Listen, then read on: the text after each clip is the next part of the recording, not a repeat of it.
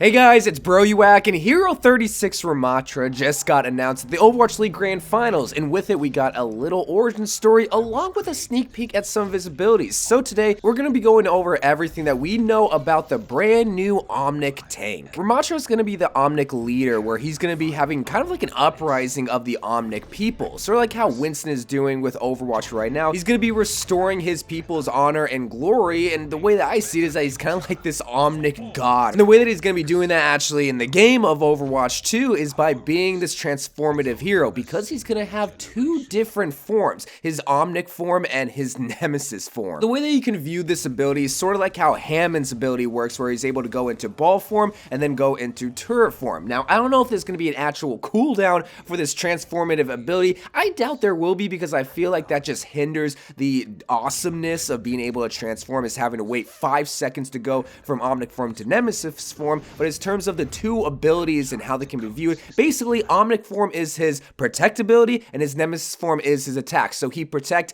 and he attack. Whenever he transforms into his Omnic form, he's gonna have a lot more smaller of a hitbox, kind of like the size of a DPS, and I think even like a smaller hitbox than Zarya. Like Zarya, I think, has the smallest, unless you count Hammond, but he's definitely gonna be the smallest tank out of all the tanks to play. Even like Doomfist, who got transformed from a DPS into a tank, but that's because he's gonna have a lot more protective aspects, where you're going to be doing more poke damage from a distance to compensate for your smaller size, but also smaller health pool. Now, we will go over his health in a little bit, but his other form is something I want to talk about, which is his Nemesis form, which that name alone just strikes fear into the hearts of many. But when you see him on the battlefield transform into this beast of an Omnic, it's going to be even more scary. While his Omnic form is his protectability, making him smaller in frame, this Nemesis form is going to transform it into the biggest tank on the field. So I'm guessing bigger than Winston whenever he goes Angie mode. I'm imagining that size of a tank. This gigantic form is going to allow him to be a lot more brawly of a tank, because you're going to be going into the back line and just punching and fisting everybody so that you can kill those squishies. This is for all the tank mains that miss the Reinhardt charge, where you can just go into the enemy backline and have the excuse of not being able to cancel your charge, where you just want to go and do some destructive damage. Be violent and be just cruel to the enemy. Now you might be wondering, okay, well, how much health does he have to be able to sustain that much damage? Because if you're the biggest target on the field, you're going to be susceptible to like on a sleep dart and Zenyatta Discord Orb. Basically, everybody's going to be going after you. Well, in the screenshot that we saw, we see that he has 600 health, or I think 150 of that is armor. Now, I don't know if that's his Nemesis form or his Omnic form. I'm guessing that's his Nemesis form, because, well, if you have that much health for a DPS sized tank,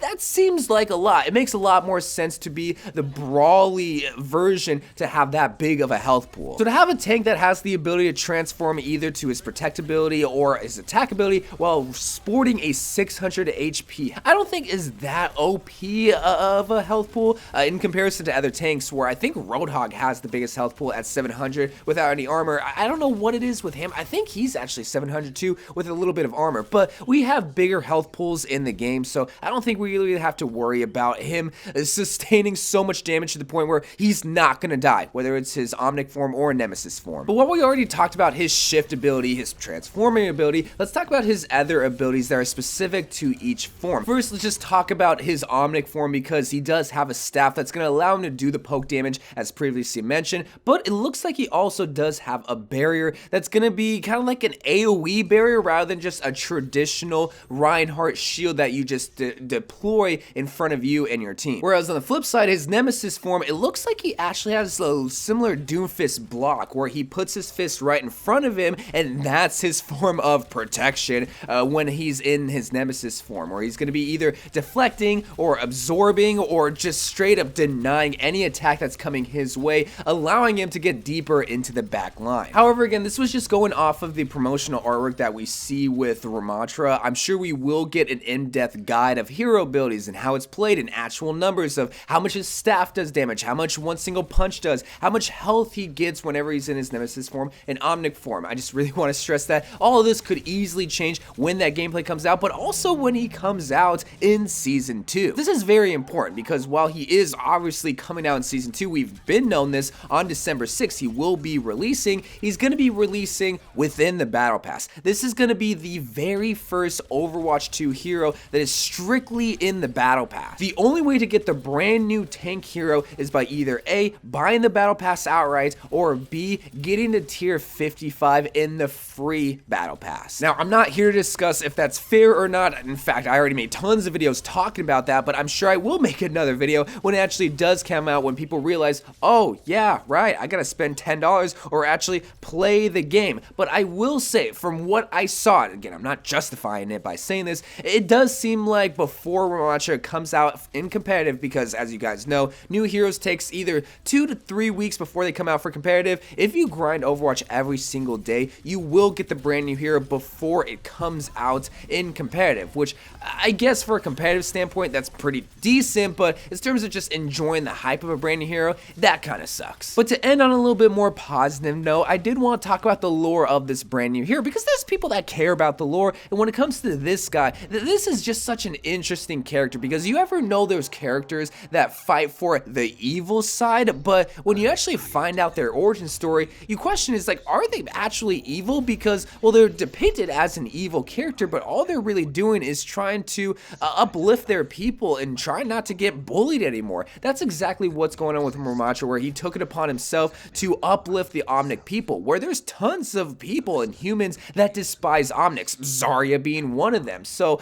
is it really him being evil, just trying to protect his people and trying to, well, get them back into a better place? And especially when you look at someone like Zenyatta, who Ramattra has heavy ties with, where at one point they were best friends. I feel like when it comes to a story, there's going to be a very polarizing storyline between these two heroes, where Zenyatta's going to look at him and be like, listen, I know what you're doing, but you don't have to go down this path, Sasuke! Kind of like a Naruto Sasuke trope, where Sasuke's just trying to restore his clan. Same thing with Ramattra, but the Naruto, which is Zenyatta, he's like the good guy of the story and just trying to get his evil friend back on the path of enlightenment. But I can't wait for the brand new hero to come out. I can't wait to see the lore between these two heroes, and I just can't wait for another tank hero that's a lot more brawly. We needed another no-thinky hero to allow all the tank mains out there that might not have the best skill to be able to pop off in-game without having a fear of feeding, and I feel like Ramattra will be able to do that. But anyway, guys, let me know what you think about the brand new hero Ramattra, and if you're going to be maining him, because the best part about this tank is whether you're a main tank or an off tank, I feel like he's going to be able to cater to both of those audiences, because, well, he's literally both of them. You have an ability that can transform you into a main tank or into an off tank. Now, whether one's going to be a lot more powerful or not, that's to be determined, but we will just have to see when he actually comes out on December 6th. But I love you guys. Thank you guys for watching. More Overwatch 2 videos to come, and bye.